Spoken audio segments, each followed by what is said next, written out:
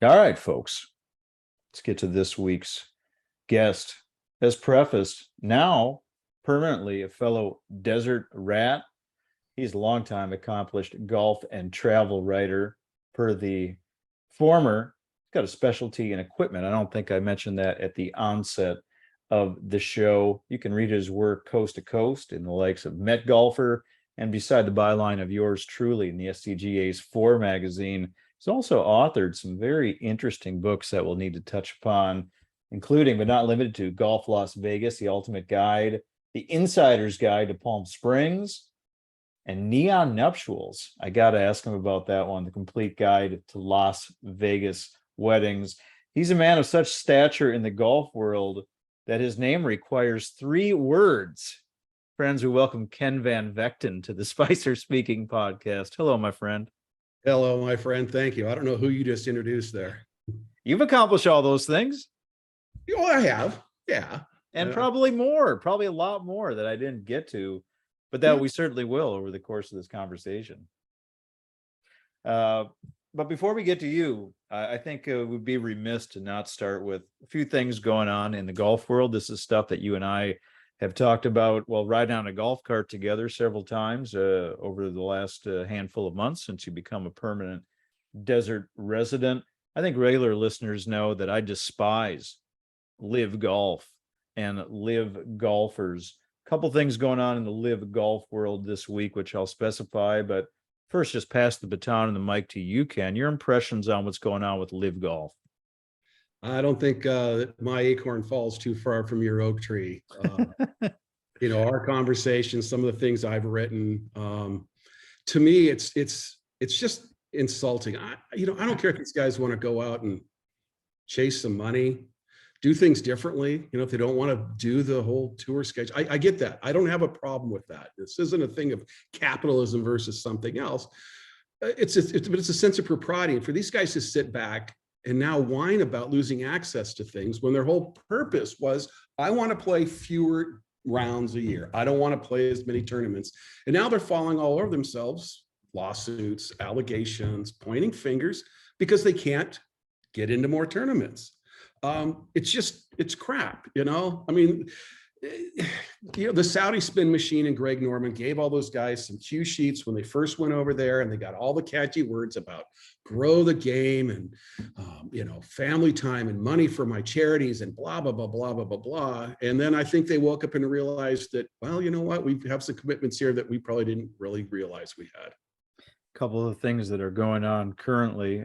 Greg Norman, he's in Washington trying to throw out an additional live lobby to congressmen who are apparently going to give Greg their time for some reason. Additionally, it came out, I think today, not that long before you and I started chatting, that a petition signed by all participating live golfers, or at least those that played in the Chicago event last week, basically pleading, if not begging, the official world golf ranking chairman to allow them to accrue points so they can participate in the majors and the Olympics. I mean, the phrase is kind of lame, boring, tired, overused. We've heard golfers say it, but as you just offered, they want to have their cake and eat it too. I don't understand what's going on with this anymore. And candidly, it's starting to piss me off at this point that they want to leave, as you referenced. They want to play less for more money. Oh, but by the way, we still want to participate in the world's biggest events. Yeah. I mean, well, I don't think the official world golf rankings aren't dragging its feet on this thing. It's been 2 months. It has taken a year, sometimes 2 years, to get a new league or a new tour fully certified. That if they thought that would happen overnight, that was delusional. I mean, I think maybe the guys signing the petition really thought what Greg told them, that guys, don't worry, we're going to take care of you. This isn't going to be a problem. And lo and behold, as they tumble down the ranking sheet, and a lot of them have been losing their automatic exemptions because it's been too many years since they won, it's getting serious time. I mean, yeah, live, if it's still around, will probably end up getting some points. They can't not get points. I mean, you can't say that the Asian tour is better than live and not give live at least some points. I think there are over 20 tours that the OWGR recognizes and gives points to. Of course, all of those tours meet I think it's 14 different criteria. Most notable among them is actually playing 72 holes with a cut, which of course Liv does not. Yeah. Yeah. No, they have some problems with their standards as they've set it up. I think they have some overblown expectations of the quality of their fields. I mean, you can say, I mean, Cam Smith, okay, he's a real deal. Joaquin Niemann, he's a real deal player. But, you go down the list of some of these things. Bryson's hurt. He hasn't won since the Arnold Palmer in 21. Who knows where Koepka is, where his head is, where his body is, but he hasn't won in a year and a half. Only it'll be 2 years in February. DJ really hasn't won anything since the Saudi event 21 and then the Masters in his 4 years in 20. So these guys were tumbling down the line already. And now with the President's Cup in here and Bryson getting up today saying, we need to have the ability to qualify for this thing. Well, you did. It was called PGA Tour membership. Simple. I'm glad you brought up the President's Cup. It's a good segue. It's going on this week. I think you, me, and maybe 17 other people in the world are interested in this iteration of the President's Cup. It's an event, of course, historically that the American team has totally dominated with an 11-1-1 record. It is an event that was starting to heat up a little bit as the internationals got more competitive, got a little better. The record, Ken, doesn't bear that out, but we could see from their lineup they were getting stronger. Now, to me, this week at the President's Cup, which gets underway at Quail Hollow on Thursday, is when we're really going to first witness. Yeah, we've had regular PGA Tour events where we haven't had the live guys, but now we've got a big international team event where many of the dudes that you just mentioned, Cam Smith, Joaquin Niemann, they were going to be on the international team. DJ, maybe DeChambeau, we don't know. They would have been on the American team.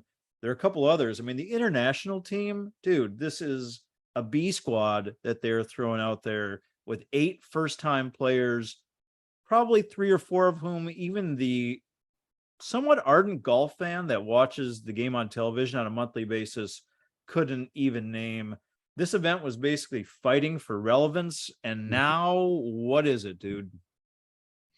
Yeah, hopefully I've never been overly thrilled with the President's Cup. I mean, it gives us something to do every other year. It's kind of fun.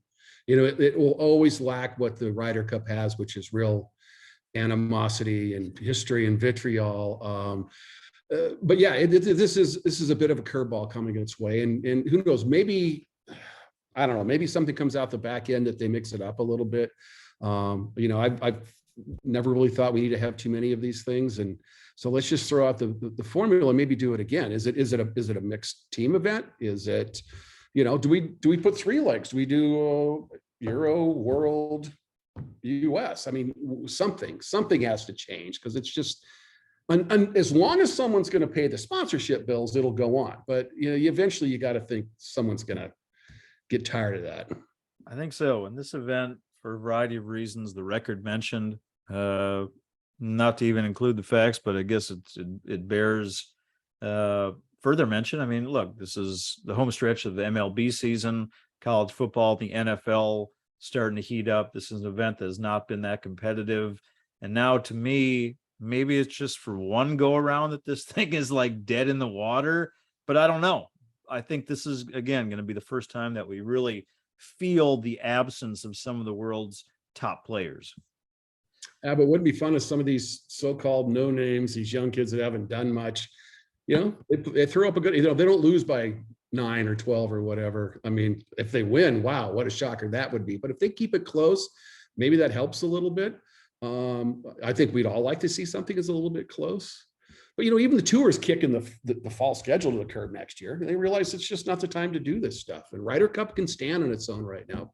President's Cup really never has been able to. Friends, you're tuning into episode 65 of the Spicer Speaking podcast. Ken Van Vechten, desert-based golf travel writer, is my guest. This interview, by the way, brought to you by Healthy Learning at healthylearning.com, one of the world's foremost publishers of instructional materials, health, wellness, sports, fitness, nutrition. Check it out at healthylearning.com. Ken referenced a few times over some of the publications that you've long contributed to. I read your recent article in it was Met Golfer, as said, you write about equipment a lot. What this one? Sorry, I'm just getting the page up here. There we go. It was about footwear. Is this correct? It was about footwear, Ken? Yep. Yeah, we've done a couple pieces on footwear with Met Golfer. Just to back up real quickly, one of the things we do with Met Golfer is that we're trying to approach the equipment hole and the editorial hole that we have available to us with something different than simply rewriting a press release from an OEM. We get in, we do testing, we get in and really get into the weeds of what makes things happen. We've done, as I said, these 2 shoe pieces. We've looked at the acoustics of different kinds of materials that go into clubs. The whole, is it feel or is it sound that makes a forging better? Bounce, grind, loft, what do you need? Spacing, gapping, all that stuff.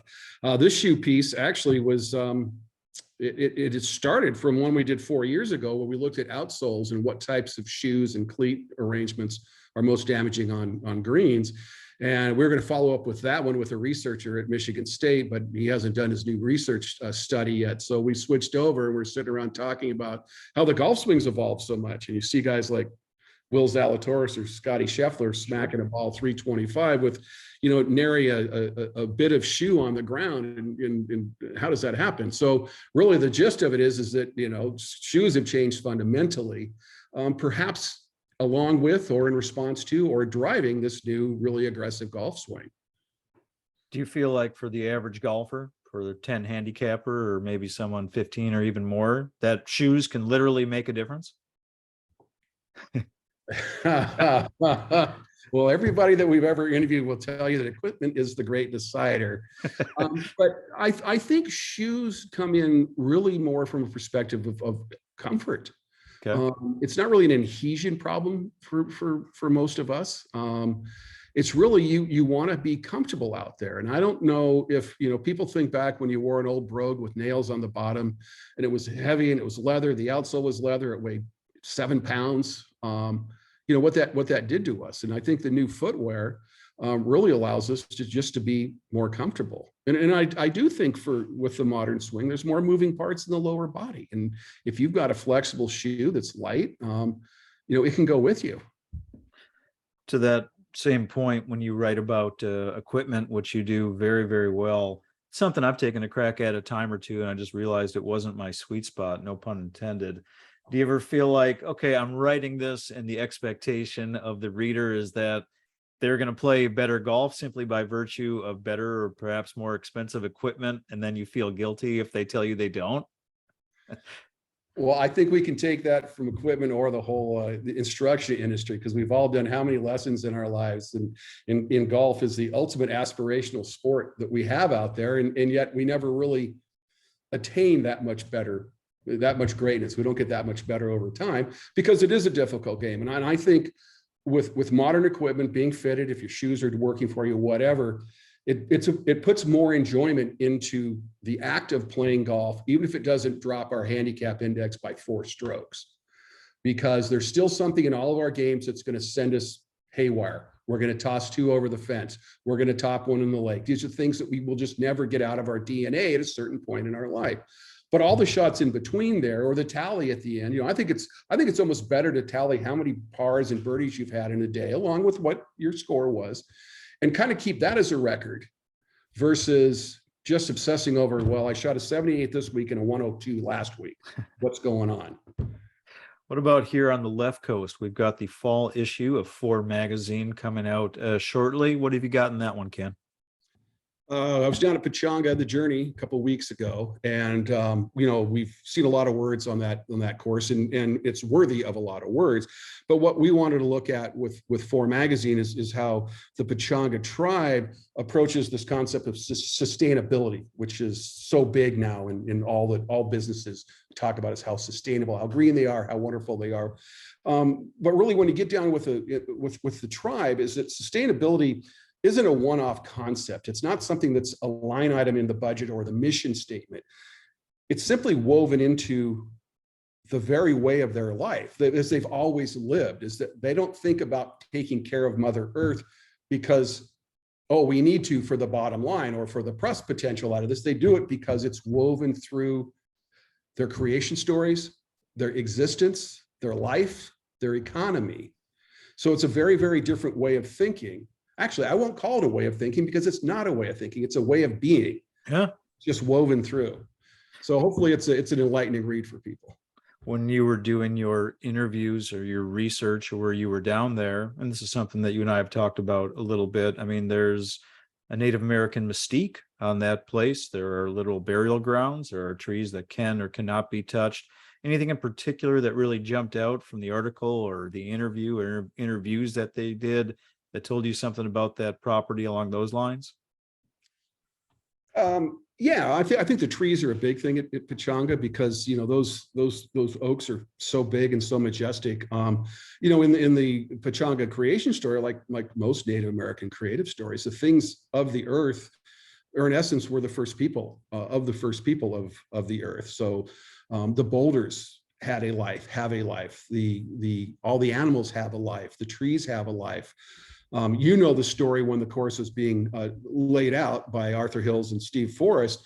They had one plan for trying to, put a golf course in that piece of property. And then the tribe realized that how many trees it was going to cost them. And they said, no, we're not going to go that way. So up the hill they looked, and that's one of the reasons you get those amazing differentials and elevation change in that golf course, is they had to get out of the trees, out of those first people, those first spirits. And allow them to live. And then, as you well know, probably the most tangible evidence is on the ninth hole, off on the right side of that par 5. There's a burial site. There's a crematory site there.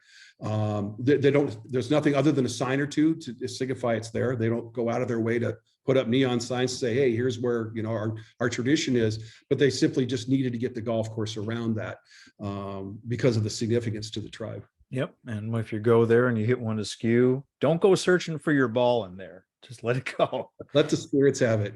Ken, I mentioned a few of the guide and travel books that you've written over time. Neon Nuptials, Complete Guide to Las Vegas Weddings. How many different places did you visit or cover when putting that book together? Boy, it was 55, maybe 60 chapels. We went up, either I went up solo or my wife was with me, and we posed as interested in getting married at one of these chapels so we could get in and look around. And I didn't knock on the door and say, hey, I'm a writer. I'm going to be talking about your chapel here. Let me in. So there's a little subterfuge involved, but it really gave us a chance to look inside and kind of experience what a couple would experience if they were to go there. And it really turned out to be a fun project. And we looked at things like how kitschy we thought it was, how was the reception we got from them, how clean was it, how bad was it. I remember when we walked into, we opened the door and 3 cockroaches came out, and I think that was a first impulse for us that said this was probably not the place to go. So romantic.